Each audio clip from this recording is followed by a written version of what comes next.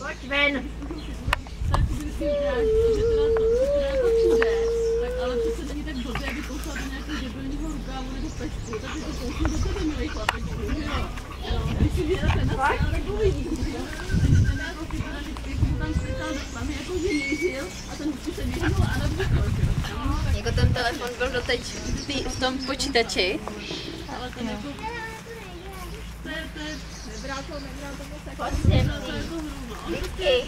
Zvedni ten telefon. Ale...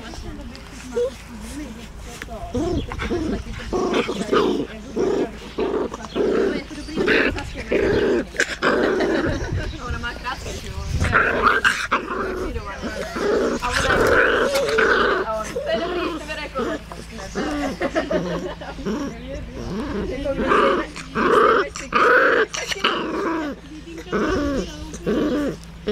Dej mu. Jak na něj úplně drží tou vahou. Tak masivní, Ale právě úplně jako chlap.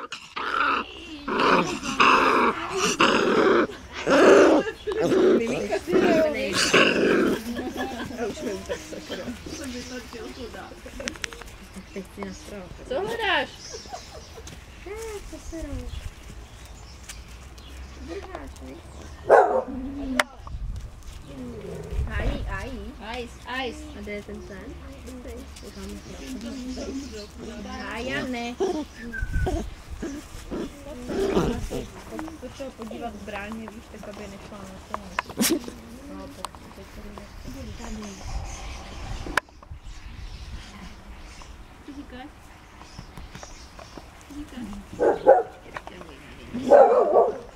Nej ho, prosím tě. Foxy! Ty jsi hrozný. Foxy!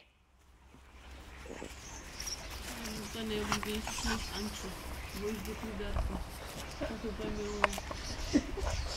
Mám úplně silný břišní svaly, úplně posílit, že on jakmile lehne, tak ono už ho bojí. Foxy ne. A on to má rád, on vždycky toho bruší. A ty záda, jako celý ho hobu, a on je to nadšenej.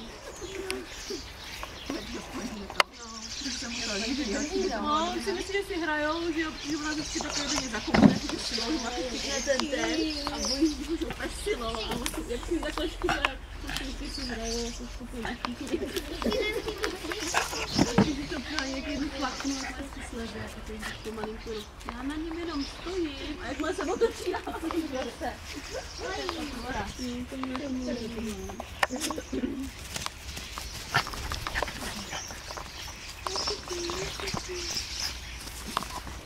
Hajso.